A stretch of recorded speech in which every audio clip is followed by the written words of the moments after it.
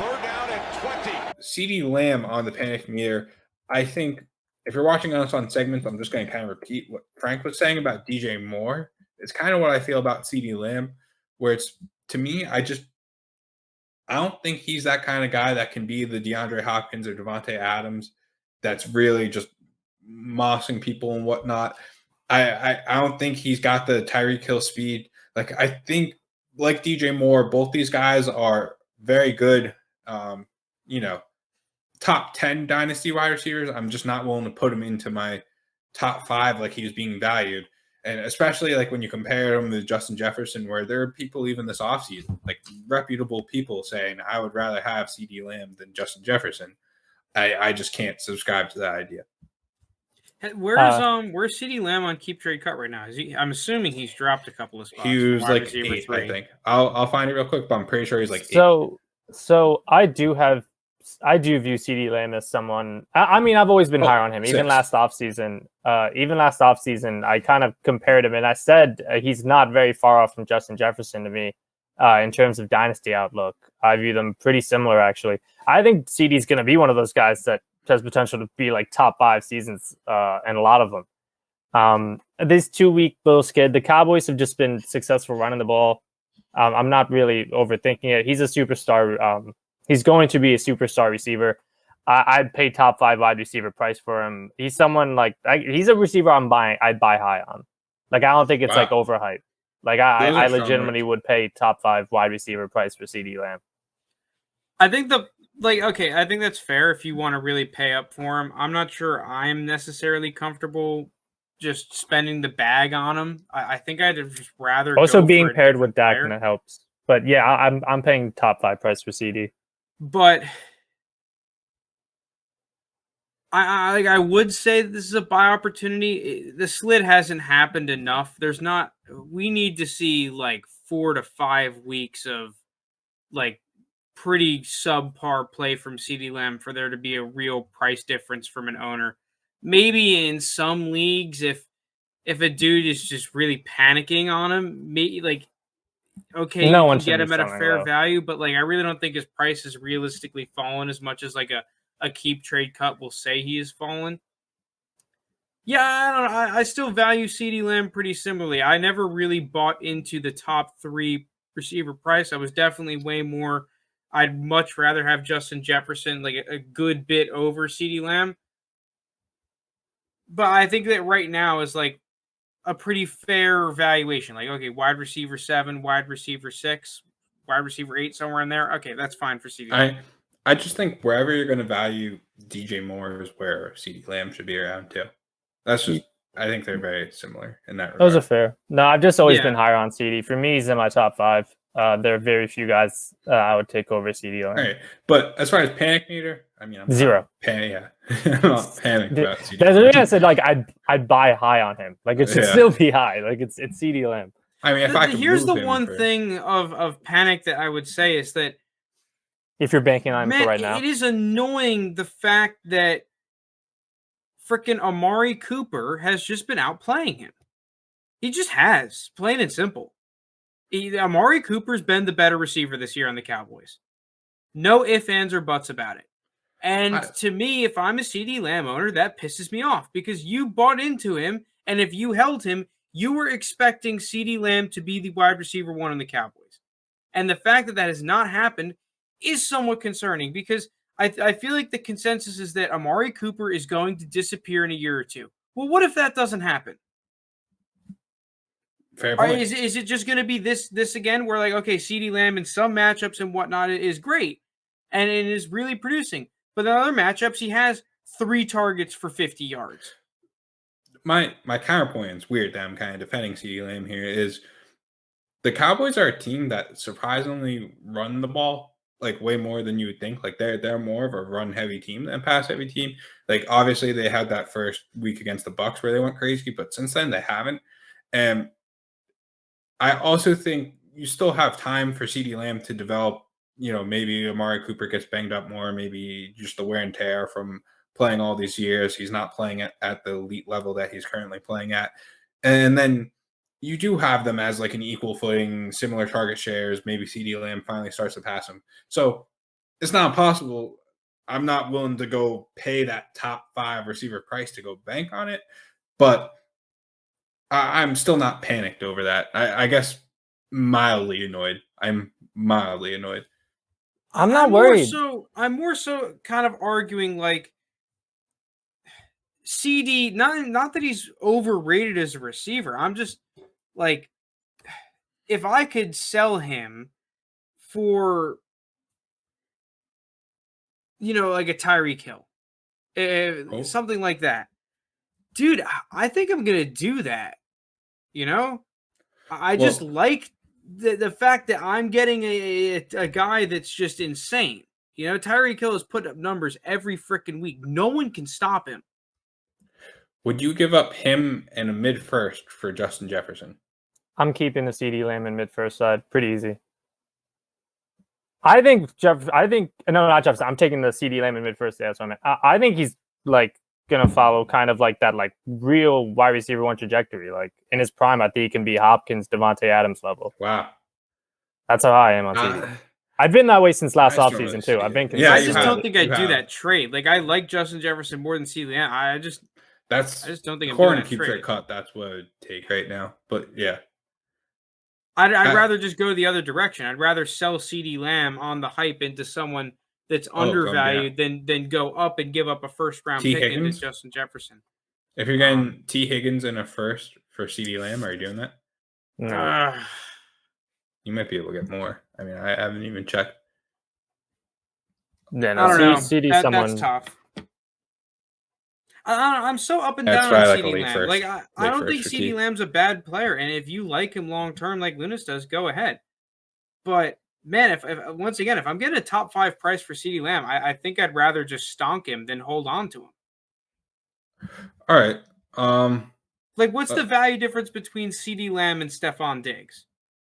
Right, especially because Stefan Diggs hasn't been having like the best amazing year ever. I think he's valued slightly ahead of Stefan Diggs right now in keep trade cut terms. Needs a decent amount. It looks like I don't know, like a late third.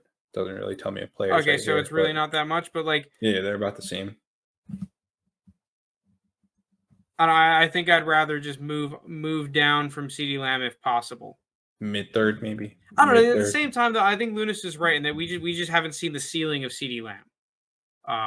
But like for this year, it's just he's been inconsistent. Like I understand the frustrations with this season. I'm talking dynasty perspective, but I get it for this season. There's a lot of assumptions that need to that people are assuming about CeeDee Lamb that need to be true for him to be that kind of wide receiver top 5 guy. Which I mean, he can, but you're betting on a lot. You're betting on Dak consistently passing more than 35 times a game, which he hasn't the past 3 weeks.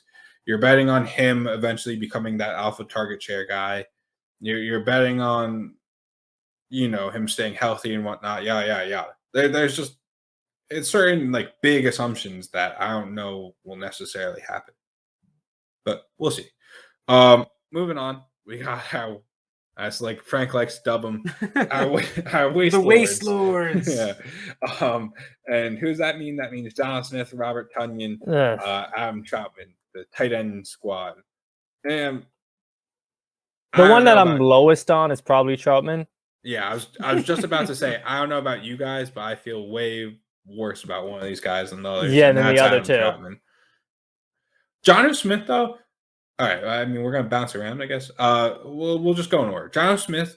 My issue with Jonnu Smith is Hunter Henry had like 20. I was looking at this earlier today. Hunter Henry had like 20% more snap share than Jonnu Smith. I did have Hunter Henry above Jonnu Smith in my rankings, but I thought they'd be in 2 tight end sets a lot. There are reports coming out from Patriots beat writers saying that the Patriots find that they're actually they've been more successful with 3 receivers. Yeah, 1 tight end, 3 receivers. So they're not especially against the Bucs, you're going to be though. To be fair, like why are you going big personnel against the Bucs? That's a death sentence. Yeah, true.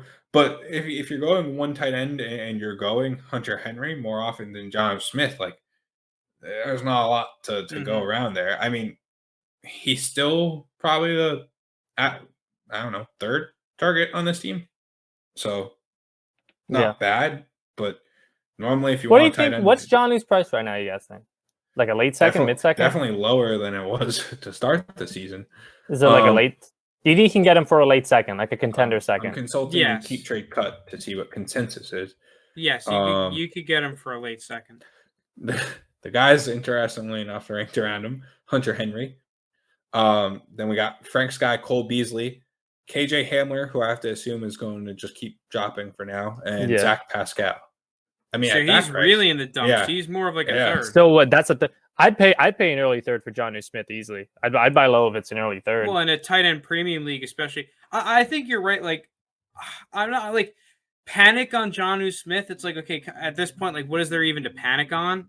I'm not going to sell him for a third, especially in a tight end premium league, especially after a wacky game against the Bucs. I'm not sold that Hunter Henry is like the tight end moving forward. You know, they still were splitting some of the one tight end packages. This is a wacky Patriots offense that's going to play the matchup. When you get a more favorable matchup for a bigger personnel, when they can actually be more of the run first team that we're expecting, we're going to see more Jonnu Smith, I think. Yeah, it's a weird game. They barely had any rushing yards, and it's not like Hunter Henry historically has been a very like healthy player staying on the field all season. Go ahead, JT. I was just gonna say more on the Keep Trade Cut stuff. He's in that weird realm of a late second is too much for him, but an early third is not nearly enough. So you probably have to pay a late second. Yeah, you probably have to move a late second to try and get him, or pick upgrade maybe. I don't know, but yeah. So moving on, Robert Tunyan. No panic. An interesting one. Oh, I'm panicked. I think the touchdowns will come. He's only got one this year so far. He had 11 all of last season. But I do think so many people were like, oh, look, he was tight end 3, tight end 4, whatever, in whatever league you're in. You know, he only had, 59 targets. Like, what if he gets more targets? And I was always of the opinion of, well, what if he just catches less touchdowns? Because, like, Aaron Rodgers literally threw a ton of touchdowns. Like, I think it was 50. He's just not going to get as many touchdowns. And with that, you're not going to get as much production. I do think touchdowns will come. I'm taking him over a lot of these Waste Lord guys. Like, I think I'd rather have Robert Tunyan over Jonnu Smith. But that's, you know, I'm not ranking him that much higher. Like, he's not going to.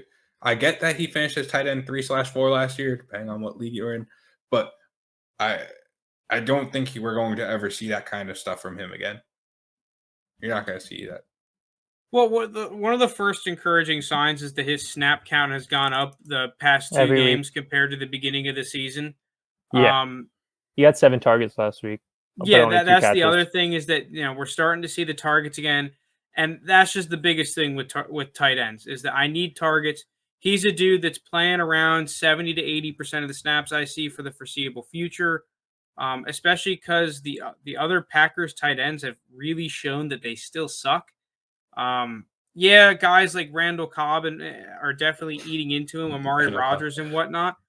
But, dude, I will gladly hold on to a tight end that is playing 70, 80% of snaps in a good offense that has a chance of getting that 5 to 8 targets from a good offense. He's a good red zone target over whatever the hell price you're going to sell him for. That's fair.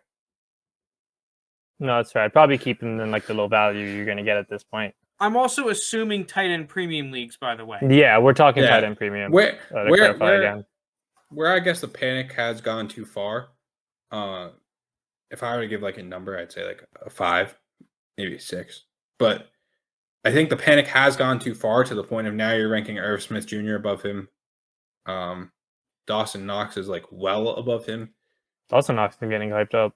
I think they need to be ranked similarly. Dawson Knox and Robert Tunyan. I think I might even still have Robert Tunyan ahead. But yeah, I'm not looking for like he might be a fringe top 12 guy every year, but I don't expect anything else. And I'm much more panicking on Jonnu Smith than I would be Robert Tunyan. Because I feel like Robert Tunyan, we're going upwards, whereas Jonnu Smith is not. Well, who I'm definitely panicking on these guys is Adam Chapman. Because Juwan Johnson's outplayed him this season. Yeah, he has. Yeah. I just think he hasn't been the best tight end on this team.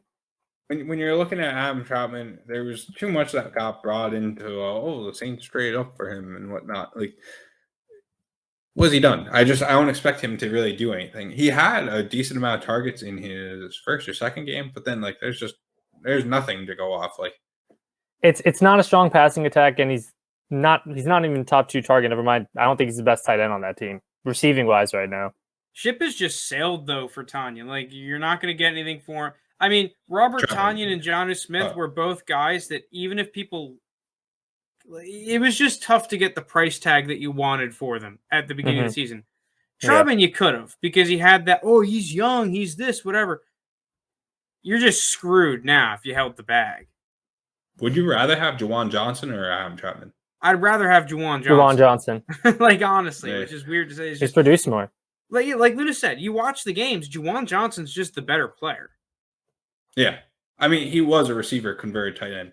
Yeah. Which helps when you're trying to dude, when they throw the ball to Juwan Johnson, he makes really good plays. Like, he produces. Mm-hmm. All right. Well, I mean, I don't think much more. Panic meter on Troutman's like an 8.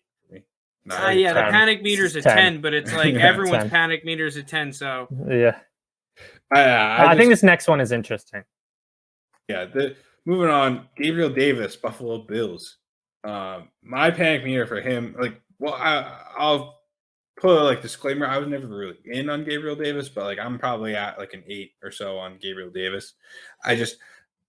He's getting the veterans are ahead of him, and you're going to say, how much more time does Cole Beasley have with this team? How much more time does Emmanuel Sanders have with this team? Fair. But who's to say they just don't bring in another good veteran later on? You would have liked Marvin Jones Jr. I would have liked to see him biting into more of those targets Sanders is getting right now. I would have liked to seen coming into the season, I thought Sanders and Davis would have pretty equal production.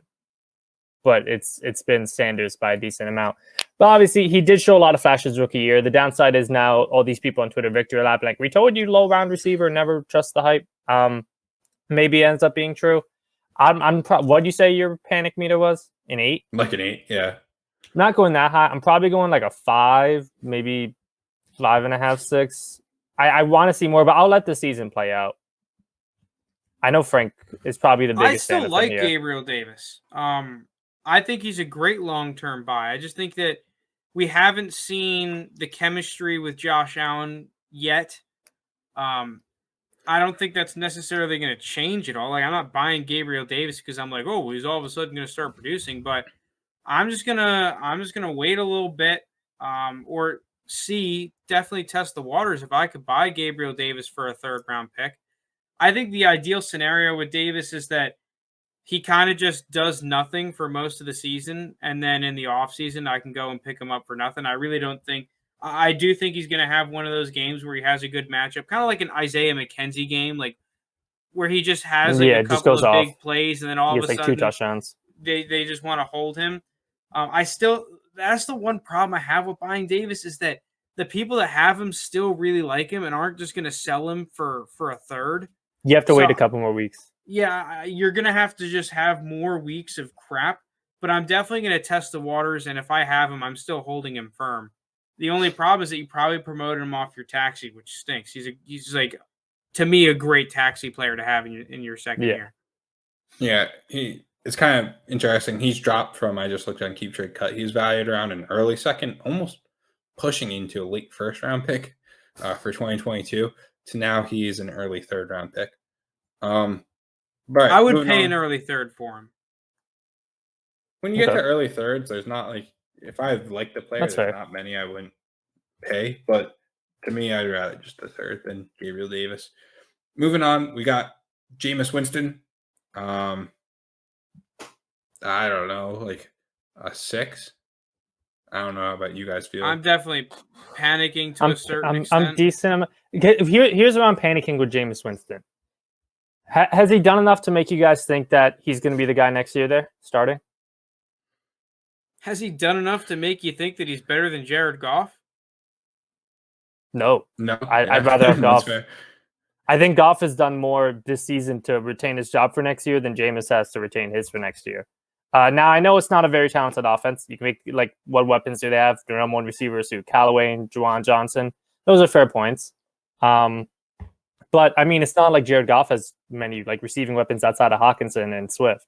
In terms of outside receivers, he doesn't really have anything either. And Jameis is in a similar situation having Kamara.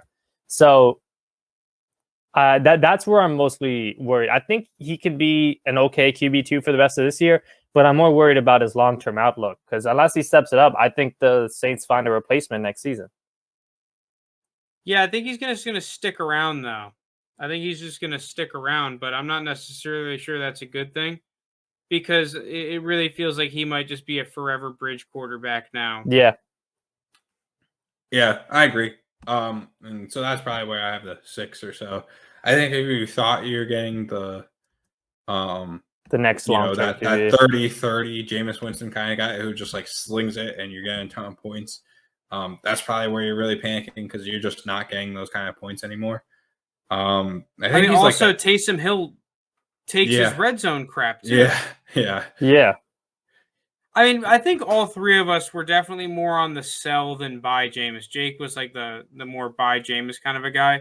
If you have him, like the panic is definitely there in terms of he's just not going to be a long-term answer anywhere. Yeah. But it's starting to get to a point where I think he's a decent enough buy low because people aren't pricing in the longevity. I mean, dude, Jameis Winston, his work ethic is insane. I think he's a good player to have in your locker room, and like he's gonna like be a supportive dude. And he's a dude that if I had a rookie quarterback, I would love to have Jameis Winston in the building to be the starter and bridge quarterback. Mm-hmm. No, I completely agree, and I think that's what he's going to end up being for these next couple of years. So, panic meter's high if you expected him to be the long term. If you didn't, then that's whatever. But now the next person we have on the list is Juju. Yeah, our last panic meter guy. I'm giving him a 5, maybe a 4. That's the only thing that kind of makes me more optimistic is the fact that he's still even though it feels like he's been in the NFL for like 6 years, he's still only 24 years old. So he's as old as DJ Moore, which kind of seems crazy. And he's a free agent after this year. I know last offseason, and I bet fantasy owners wish he accepted. He got an offer from Kansas City. He decided, and from Baltimore, he decided to stay in Pittsburgh. He's put up how many? 7, 13, 4, and then 2. He did get open a couple of times that Ben Roethlisberger just barely missed him on last week. And there was one play, a post route, where we could have been a deep touchdown. But I don't know. I'm panicking, I guess, if you expected production this season. But he's a hold for me. I'm not selling him for like the low price that he is right now. I don't know how you guys feel. I think it's a good buy low, to be honest. Yeah, I was going to say, if anything, a buy low. Like, I'm saying if I owned him, I'm holding. I was trying to buy him during the offseason. I mean, I still stand by it. I think now I could buy him cheaper. Yeah.